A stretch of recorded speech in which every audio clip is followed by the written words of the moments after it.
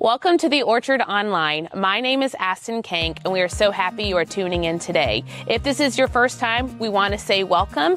Feel free to drop any comments or any prayer requests you have below. We're going to continue week 3 of our Ascent series. Here's Pastor Matt. Well, thanks for joining us for week 3 of this series that we have titled Ascent. Now, we're kicking off the new year, 2026, with this title that focuses on specifically the songs of ascent. This is a subsection in the book of Psalms, 150 chapters, but these 15 songs of ascent served a very specific purpose, not just in the life of the book of Psalms, but specifically in this Jewish nation and these Israelite pilgrims. If you were here for the first couple weeks, and I'm sure that you have heard us as we've talked about the purpose of these songs would be sung by pilgrims who would journey from where they lived, their homelands. They were scattered throughout the nations. They would journey as they would make these annual pilgrimages to Jerusalem to celebrate the feasts or the festivals and also to worship in the temple that was constructed in Jerusalem. If you missed all of that, I would encourage you to press pause right now and to go back and to watch weeks 1 and 2 so that you can kind of catch up on the history more in depth of what these songs did for these pilgrims as they journeyed. But it's important for us to understand that as we read these songs, that we are reading them in light of someone or a group of people, or in some cases even families, who would make sometimes days-long journeys, who would make sometimes dangerous treks through wilderness, over mountains to arrive and to worship the God of Israel. If we could summarize it in this way, these songs were twofold in their purpose. Number one is they would prepare pilgrims for worship. As these people would travel, again, sometimes days to go and to worship and to celebrate in Jerusalem, as they would go, they would sing these songs, and these songs would act as a preparation, a break from normalcy, so to speak, as they would leave their homes behind, they would leave their schedules behind, they would leave their routines and their rhythms behind, and they would embark on this journey, but the journey was very specific. The journey was that to celebrate a feast, a dedication, and these feasts were designed to remind them of who God is and what He had done through Israel's history. And as they would sing these songs, it would prepare their hearts and their minds for this divine encounter that they would experience while they were worshiping this God in the temple. So it would prepare them for worship, but it would also remind them. It would just remind them not just that, hey, we are traveling to Jerusalem to worship. It would remind them specifically of the traits and the characteristics that made the God of Israel distinct from the gods of the other nations. Namely, that He is the real God. He is the living God. But as they would sing these songs, it would remind them specifically about God's attributes and His characteristics. And it would fuel their worship, because not only were they traveling to go and to worship in the temple, they were going to specifically worship this God. So as they would sing, it would prepare their hearts and their minds, and it would remind them, hey, this is the God that we serve, and this is the God that we sing to, and this is the reason that we're traveling sometimes days of difficult journey to go and to worship this God, ultimately because He is worthy of our worship. Even though the trek may be dangerous, even though it may be tiring, it is worth it because our God is worthy. In weeks 1 and 2, again, hopefully you've already watched those messages and you're caught up to speed, but to quickly summarize, we learned this about God, this reminder that God is our helper and protector. In Psalm 121, the psalmist asked the question, when I look to the mountains, where will my help come from? And then he answers the question, my help comes from Yahweh, the God of Israel, the maker of heaven and earth.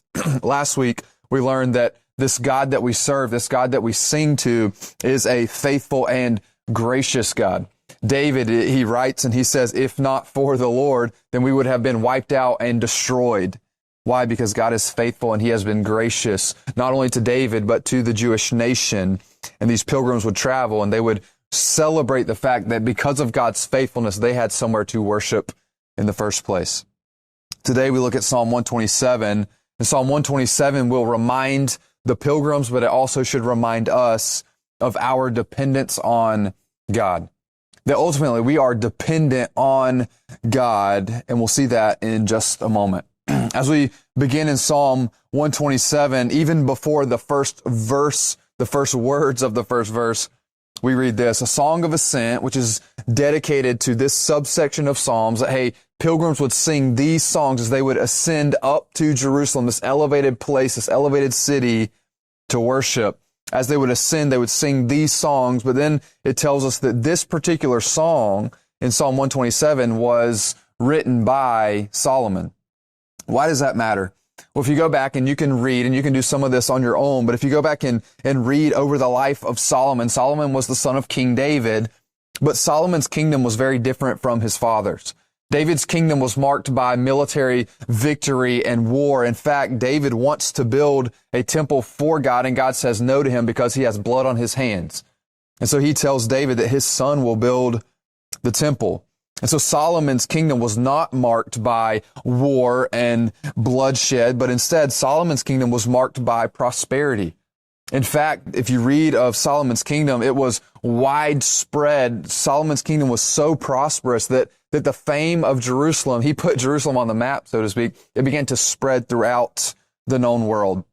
In fact, what we see about Solomon's kingdom is it was known for its prosperity, but because of its prosperity, that Solomon embarked on these massive building campaigns. If we go back and we read in the Old Testament, namely in Kings and Chronicles, these are some of the things that we read that Solomon is described as building in the kingdom. Number one is that he built the temple. He built the temple, the permanent place of God's dwelling. No longer would they tabernacle and set up this temporary tent, but instead a dedicated permanent space, the temple. Solomon both built and dedicated the temple where all of Israel would come and worship. He also embarked on a building campaign that included a new palace. In fact, it's referred to as a palace complex. This series of buildings that were massive in scale, but also known for their gold adorning, and this prosperous nation was visible through its buildings. Solomon is also credited with building the wall around Jerusalem to protect the city, and he is described as rebuilding and fortifying other cities in the nation of Israel. And you can read about all of these things in Kings and Chronicles, but here's why that matters, is that this song was written by Solomon, and Solomon's kingdom was marked by much of a building campaign and building up the nation of Israel that had been militarily had been delivered through David in victory. They had conquered many of their enemies, and so now they reap the benefit of God's blessing and protection and provision, and Solomon in his prosperity is able to build up the kingdom. Why does that matter?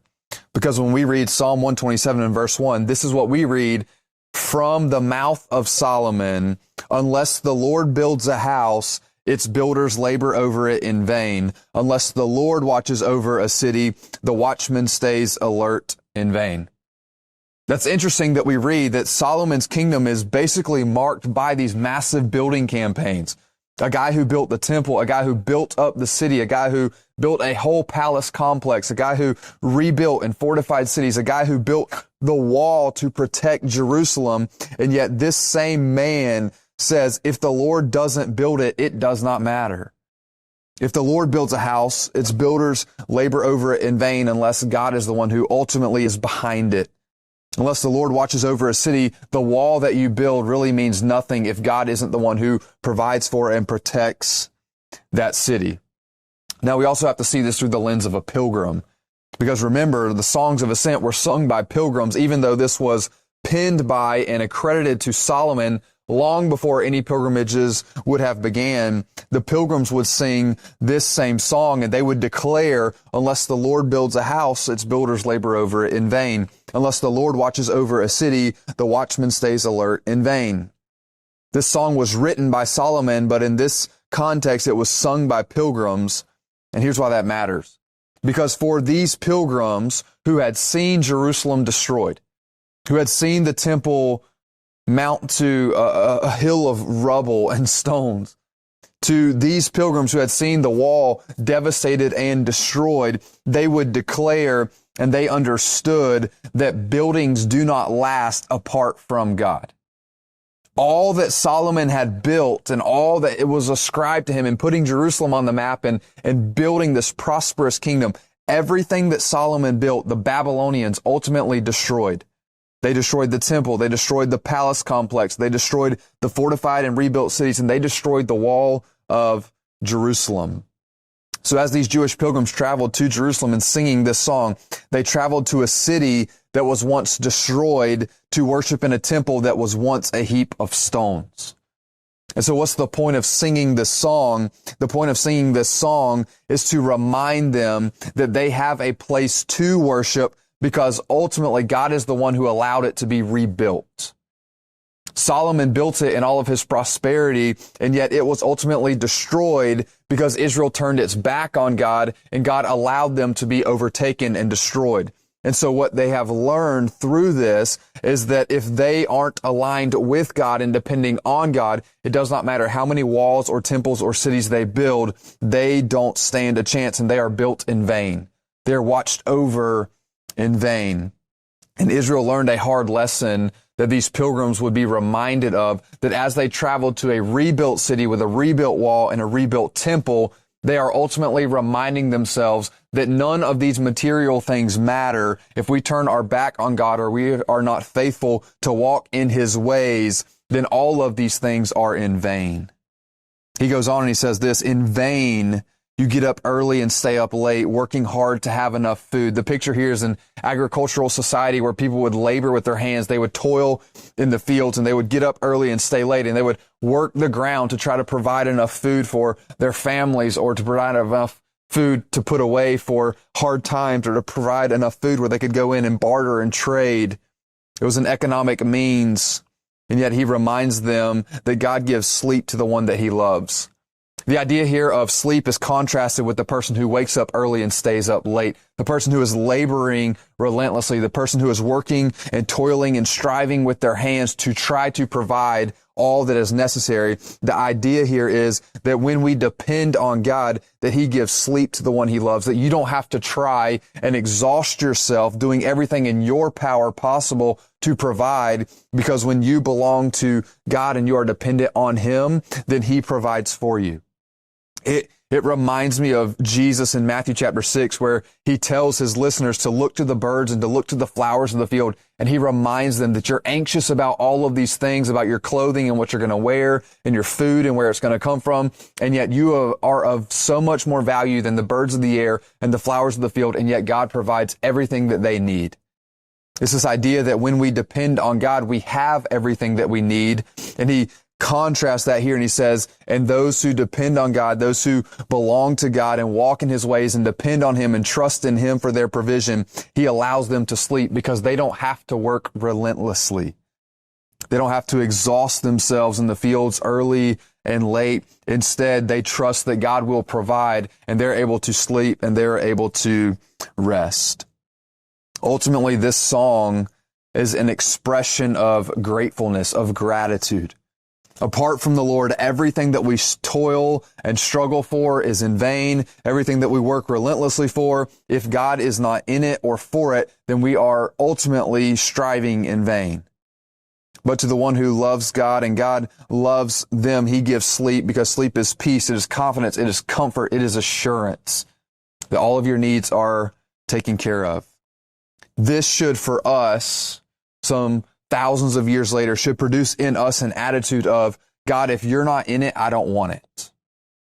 I don't want to strive. I don't want to toil. I don't want to work relentlessly. I don't want to exhaust myself. I don't want to work myself to death chasing things that ultimately will fade away and will not last if you're not in it. God, if you're not in it, I don't want it. And this includes my career, regardless of how much money I could make doing it. This includes my goals, whatever goals that I have for myself, ambitions that I have for myself, or my family, achievements that I am striving for. God, if you're not in it, then ultimately I don't want it because I'm striving in vain.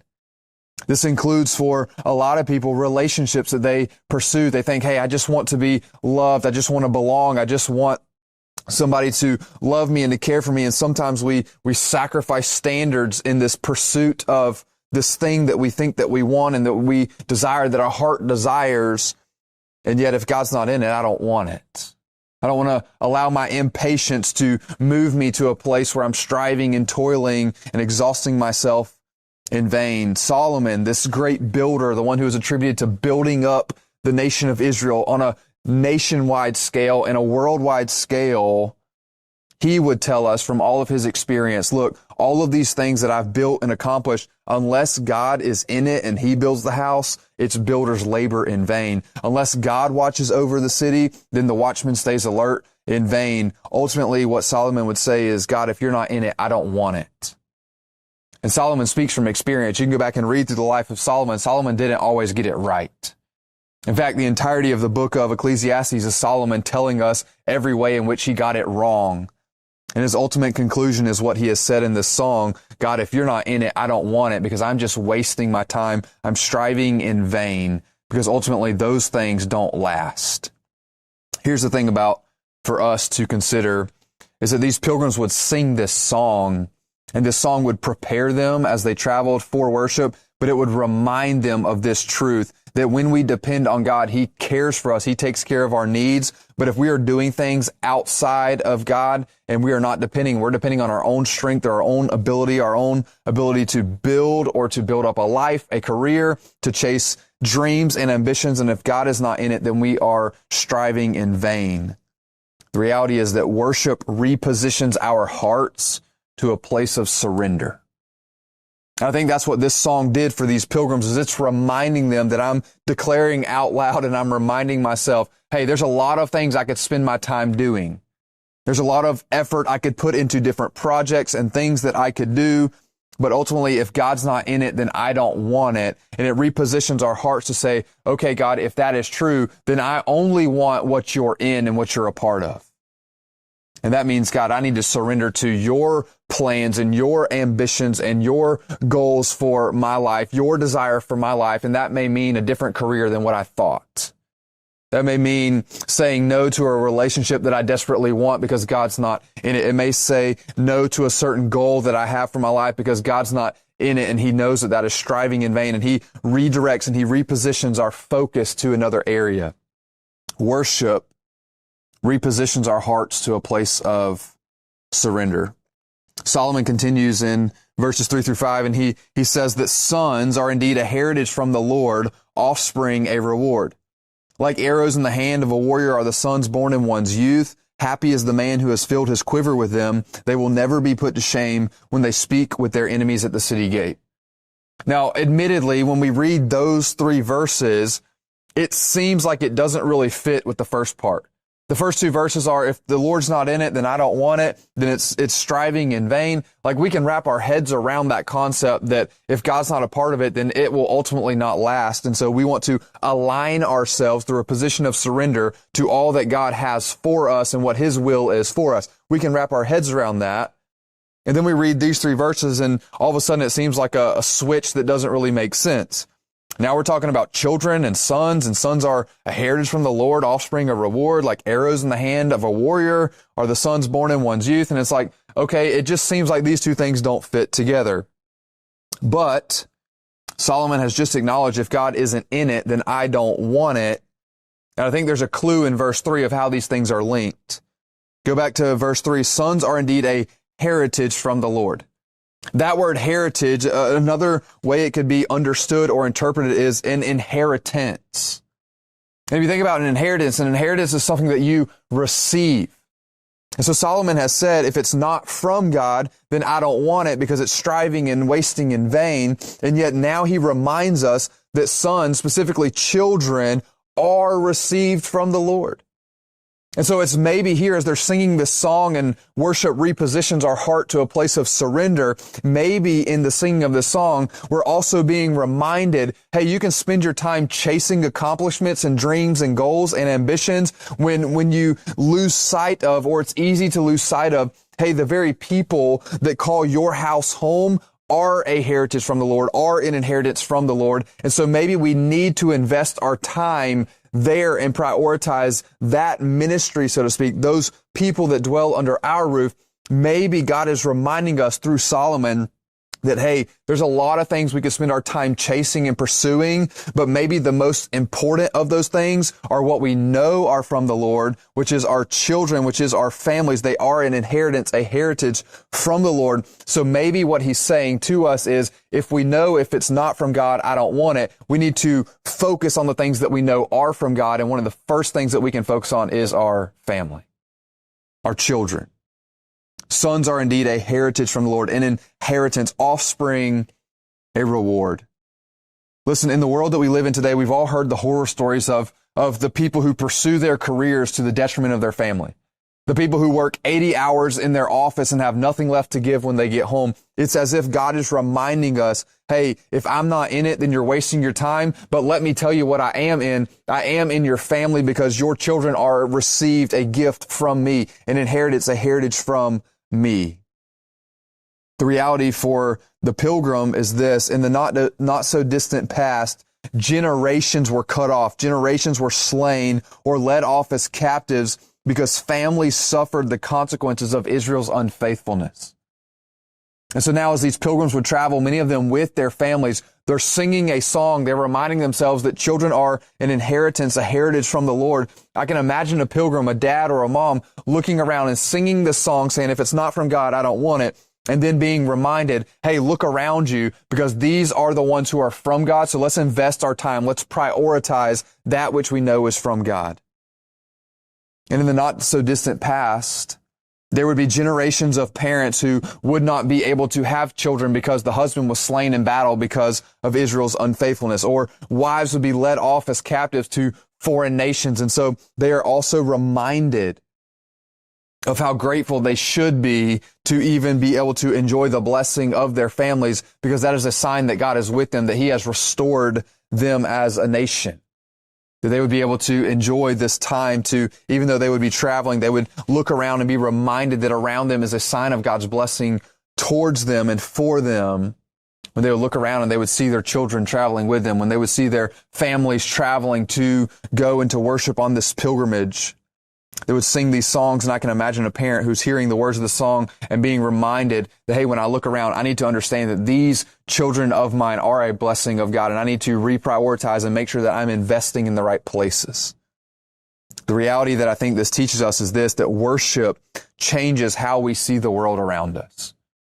I mean, the reality is none of us have booked flights every year annually to Tel Aviv, and we don't take these annual pilgrimages to Jerusalem to worship in a temple. But what this song can remind us, the 21st century follower of Jesus, the believer, is that worship, when we sing, it repositions us in our hearts and our minds to a place of surrender. But worship also changes how we see the world around us. When we come before God and we worship because he is worthy, we bow down, we bend our knees, we position ourselves in surrender. But it also reminds us of the things around us that really matter.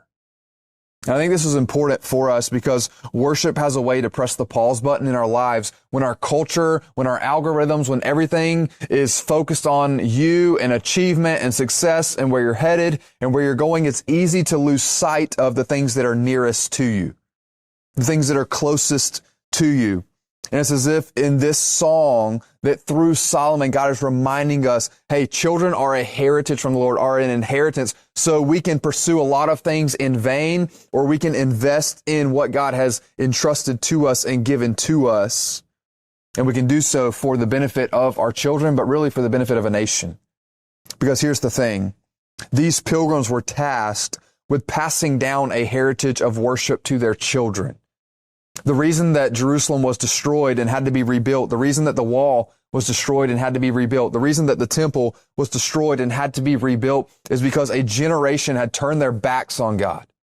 And now these pilgrims who were traveling to worship also carried the beautiful burden of passing down a heritage of the Lord to their children, to remind their children, hey, we worship the God of Abraham, Isaac, and Jacob. We worship Yahweh, the maker of heaven and earth. And these parents would have the beautiful privilege of passing down to generations, hey, this is the God that we worship and that we serve. And by doing so, they could hopefully avoid the sin and the error of their ancestors, and they would continue to be able to go and to worship without having to suffer the penalty of their spiritual adultery like their ancestors before them. that their children would know the Lord, that they would worship the Lord, and that this knowledge of the Lord would be passed down from generation to generation. You go back and read books like Exodus and Deuteronomy, and this insight that God gives to the people, hey, pass it down to your children, write it on your doorpost, put it on your lamps, surround yourself so that your children would know me as well. As they would worship and sing these songs aloud, worship changes how they would see the world around them. It would remind them that children are an inheritance from the Lord, and therefore they should invest in their children, but also pass down this knowledge and this worship of God to their children. These songs would reshape how they viewed everyday life and remind them of their dependence on God and to prioritize the things of God, not just for their generations, but for every generation that would come.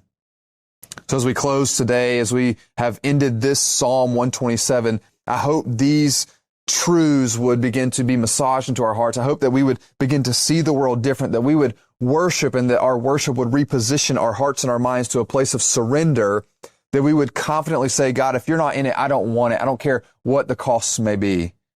But then also we would begin to look around us, and that our worship would change our perspective, and we would see the world around us differently, and we would begin to invest in those areas that are worthy of our investment. That we would not toil and labor and struggle in vain, but instead we would invest in what God has given to us, that this knowledge of God would be passed down from generation to generation. As we close, I want to leave us with these three truths. Number one is that genuine worship flows out of a heart that knows it cannot live without God. That we are utterly dependent on God. We can labor, we can build, but if God's not in it, it won't last. Just ask Solomon and the nation of Judah. Number two, that worship isn't driven by emotion, it's driven by dependence. That when we worship, we are acknowledging, God, I need you. I am dependent on you. Because if you're not in it, then it's not going to last, and I don't want to waste my time. And number three, that worship doesn't end when the service is over.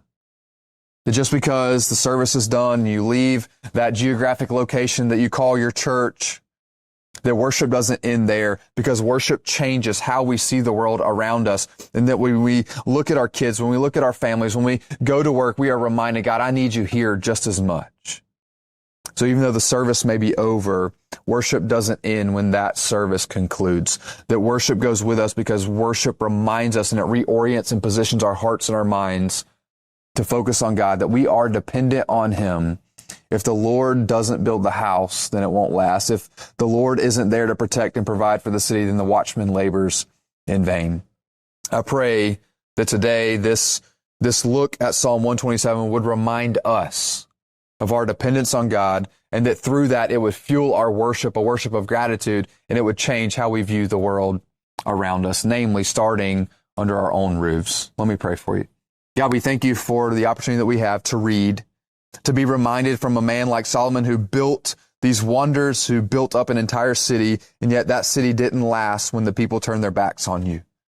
God, that we would be reminded that we aren't here to strive after goals and ambitions, that we aren't pursuing things that don't matter, but instead our focus will be drawn to you and to the things that actually matter. And God, that we would be a people who invest our time and our energy, that we would toil and strive in those directions for the benefit of our children and the generations after, that they would know the God that we serve and the God that we worship. We love you, we thank you, and we ask this all in Jesus' name. Amen. Thanks, Pastor Matt, for that reminder that worship shouldn't be driven by our emotions. It should be driven by our dependence. Thanks again for tuning in. The online message is just a small snapshot of who we are here at the Orchard. So I would encourage you to check out one of our locations next week. But if not, we'll be right back here ready for you.